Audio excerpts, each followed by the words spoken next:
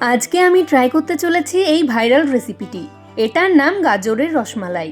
এটা খেতে কেমন এটা জানতে খুব ইচ্ছে করলো, তাই আমি বানাতে শুরু করে দিলাম। এর জন্য প্রথমে গাজরগুলোর ছাল ভালোভাবে ছাড়িয়ে নেব এবং ওপরগুলো বাদ দিয়ে গাজরগুলোকে এইভাবে কেটে মিক্সারের মধ্যে দিয়ে দেবো। তারপরে পরিমাণ মতো 2 চামচ চিনি, এলাচ আর হাফ কাপ দুধ দিয়ে এটাকে ব্লেন্ড করে নেব। ব্লেন্ড করে নেওয়ার পরে পরিমাণ মতো ঘি নিয়ে গলিয়ে নেব এবং গলিয়ে নেওয়ার পরে এই গাজরের পেস্টটি আমরা এই গরম ঘিটিতে দিয়ে মিডিয়াম আঁচে গ্যাসের মধ্যে চাপিয়ে দেবো। এবারে দিয়ে দিচ্ছি 1 কাপ সুজি। 1 কাপ পরিমাণে সুজি দিয়ে দিলাম গুঁড়ো দুধ এবং 1 কাপ দুধ, যাতে ভালোভাবে সুজিটাও সেদ্ধ হয়ে যায়।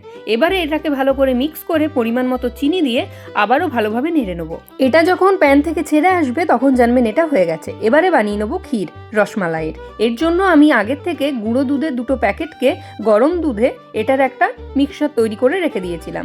এবারে গাজরের পেস্টটা আমি দুধের মধ্যে মিশিয়ে দিলাম।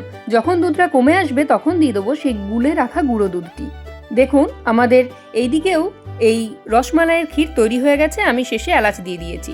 এবারে এই ডোটির থেকে গোল গোল করে ছোট্ট ছোট্ট রসমালাই বানিয়ে নেবো, গাজরের রসমালাই। তৈরি হয়ে গেছে গাজরের রসমালাই। এবারে এটাকে আমরা সার্ভিং প্লেটের মধ্যে সার্ভ করে দেবো। আর যদি আসি টেস্টের কথায়, তাহলে যতটা আশা করেছিলাম তার থেকে অনেক অনেক সুন্দর হয়েছিল। ভিডিওটি ভালো লাগলে অবশ্যই একটা লাইক, শেয়ার এবং সাবস্ক্রাইব করে দেবেন। নমস্কার।